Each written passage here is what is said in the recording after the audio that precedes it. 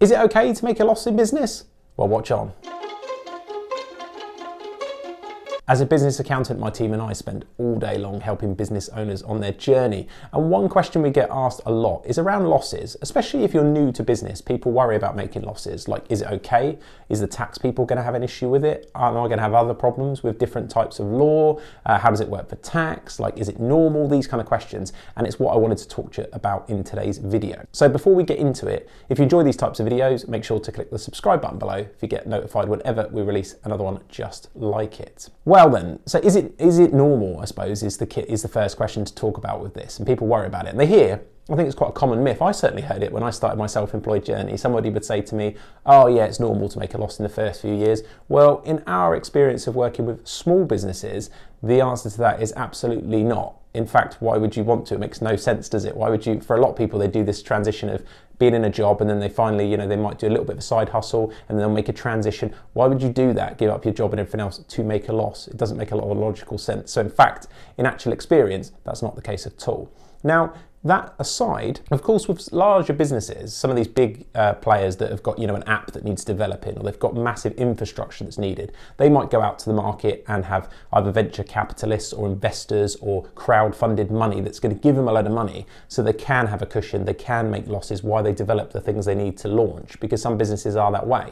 But I'd say the majority of small businesses, especially the ones we deal with, that's not the case at all. There could be e-commerce businesses, there could be marketers, all these types and professionals. They're not going to make a loss early. What they might be doing is investing in some stock. So I don't want to get too technical in this video, but let's say you're an e-commerce business. You might feel like you've made a loss in the first couple of years because you've pumped all your money into stock. But for tax reasons, quite often that isn't a loss. And the reason is if you imagine when you go to sell that product, well, if you just went, okay, well, year one, I've made a loss because I've spent all this money on stock. And then in year two, you sold all that stock. If you imagine you'd make a massive profit in one year and a loss in the other. So what they do for accounting reasons in the normal situation is they match those two things together. So actually, when you buy the stock, it sort of gets put to one side and says, cool, like we know you bought it, and then it's brought into account here when you sell it. So that's much more realistic. So if you normally make 30% profit when you sell those products, of course, even if you bought them in an earlier year, when you sell them, you bring it into account then, and then you'd make your 30%. So small side step, but it's worth noting that there is a small difference there. So as you imagine, with those businesses, they're probably not likely necessarily to make lots of losses. You will have some side hustles where people will do.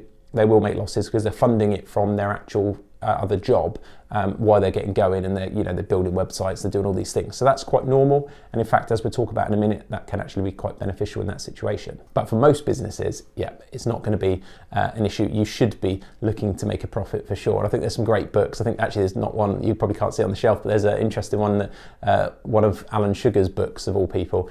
If you've not seen The Apprentice, he sits and he heads that up. Very, very wealthy guy, knows his stuff around the business, and he talks about his sort of thinking about how to make those profits, and I think he liked to have made a profit broke even by Wednesday, and then everything else was better at the end of the week. Now, modern business models, whether they work like that or not, I don't know, but I thought it was a great concept. So it's these kind of things. It's you should be looking to make a profit, and I would say it's unusual unless you're building big and you've got the capacity to do that early on to make those losses. But of course, there are many businesses that do make losses for a sustained period of time while they are building. So let's talk about how it works for tax reasons. So will I get into trouble with the tax people? Now, I'd actually say, in a roundabout way, making a loss can be good for tax purposes. Now, it's never going to be amazing. If you've watched any of my videos on this channel, and if you've dealt with us as a business, you'll know all my team are the same on this. Would never tell you to go and spend money to get a tax result. It doesn't really make any sense. If you spent 10 grand, you might save 2. Like, it doesn't, in tax, it doesn't make any sense. And it's the same with losses.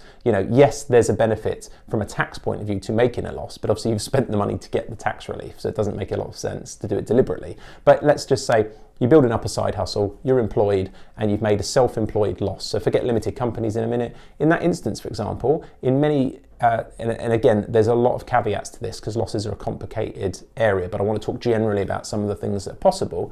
You might then be able to take that loss and reduce your job income. So if you imagine, if you line them up, you've got your job income and you've got your self-employed loss. So your job income's up here, your self-employed loss is kind of down here. You'd offset one against the other. And what happens is, let's say this was 30 grand and you made a 5 grand loss. This now becomes 25 grand. And as a result, you've overpaid tax in your job and may get back some tax. So it can be good. It can actually generate you a tax refund in that particular situation. Now, if you're limited or in other situations, you can probably carry those losses forward by default. So if you made a loss in one year and a profit in the next, you'll be able to use that loss against your profits and reduce the tax bill. So they're not, that kind of bonus of making a loss, I guess, is not lost. You can sort of carry it forward.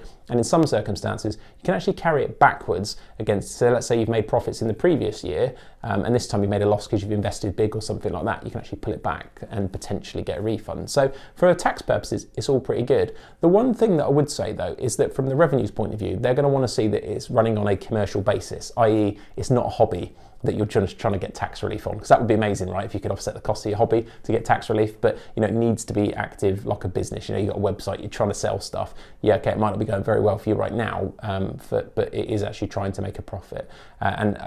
Very famously, there were quite a few celebrities that have tried this down the years where they've got random like car dealing businesses or something like this, where they're generating tax losses for a tax reason, for stuff they would be spending anyway on say hobbies and fast cars and all the rest of it. So do bear that in mind, that it does need to be commercial. Now, in terms of getting in trouble, the other thing I wanted to talk about, of course, is insolvency.